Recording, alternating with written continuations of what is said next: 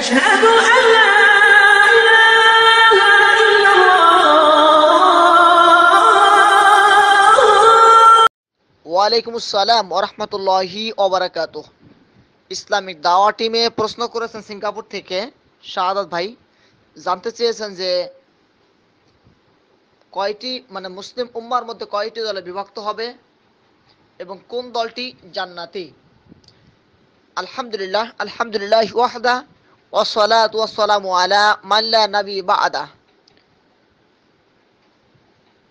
মিশকাতের 163 নম্বর হাদিস এবং তিরমিজির 2641 নম্বর হাদিসে রাসূলুল্লাহ সাল্লাল্লাহু আলাইহি ওয়াসাল্লাম তিনি বলছেন, নিশ্চয়ই বনী ইসরাঈলের দল 72টি দলে বিভক্ত হয়েছিল, আর আমার উম্মত 73টি দলে বিভক্ত হবে, তার মধ্যে একটি দল হবে জান্নাতি। সাহাবারা তখন প্রশ্ন করলেন, ইয়া রাসূলুল্লাহ, সেটি কোন দল? রাসূলুল্লাহ সাল্লাল্লাহু আলাইহি ওয়াসাল্লাম তিনি স্পষ্ট বলে দিলেন, মা আনা আলাইহি ওয়া সাহবিহি, আমি ও আমার সাহাবীগণ আজকের দিনে যার উপরে আছি তার উপরে যে দলটি থাকবে এই দলটি জান্নাতি।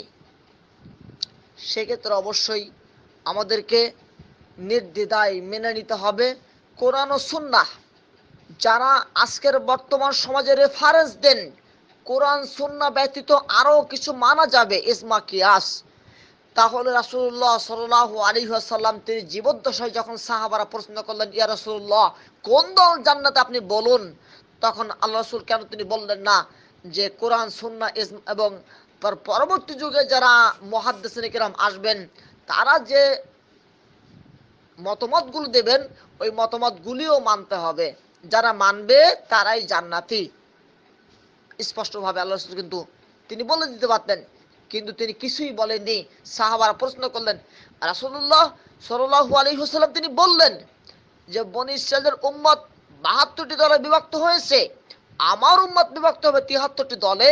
আর সাহাবারা তার কথা শুনে প্রশ্ন করলেন, ইয়া রাসূলুল্লাহ, কোন দলটি জান্নাতে?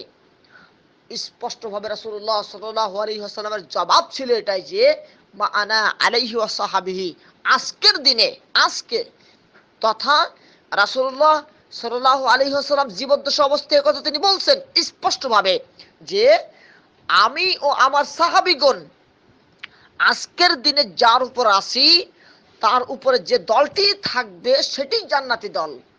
তাহলে এখানে কিন্তু বর্তমান সমাজে আলেম ওলামা নামে যারা প্রচার করছেন যে কোরআন সুন্নাহ এগুলার ব্যাখ্যা বিশ্লেষণের জন্য ইজমা কিয়াসের প্রয়োজন, এবং যারা মুহাদ্দিসিনে কিরাম যে মতামত দিবেন, যে মতামত পেশ করবেন, সে মতামতটিও আমাদের মানার যোগ্য। যারা এটা বলে থাকেন তাদেরকে অবশ্যই জোরালোভাবে সতর্ক করে বলি, তারা ফিরে আসুন, রাসূলের এই ছোট্ট হাদিস থেকে বোঝার চেষ্টা করুন যে রাসূলুল্লাহ সাল্লাল্লাহু আলাইহি ওয়াসাল্লাম এই হাদিসের মধ্যে তিনি কি বলতে চেয়েছেন।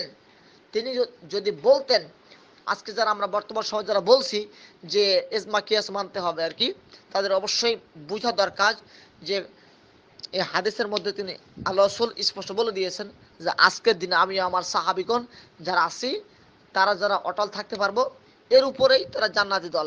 সেক্ষেত্রে আমরা এই সংক্ষিপ্ত কথাকে বৃহৎভাবে বোঝার চেষ্টা করি এবং বুঝে আমাদের অন্তরে বাস্তবায়ন করে তার জোরালোভাবে প্রতিফলন করে সমাজে জাতির মাঝে ভ্রান্ত মতবাদ থেকে দূর করে হক বুঝে তা মানানোর যে সুযোগটা সঠিকটা প্রচার করি। আল্লাহ আমাদের সঠিকটি প্রচার করে ভ্রান্ত মতবাদ সমাজ থেকে দূর করা তৌফিক দান করুক, আমিন।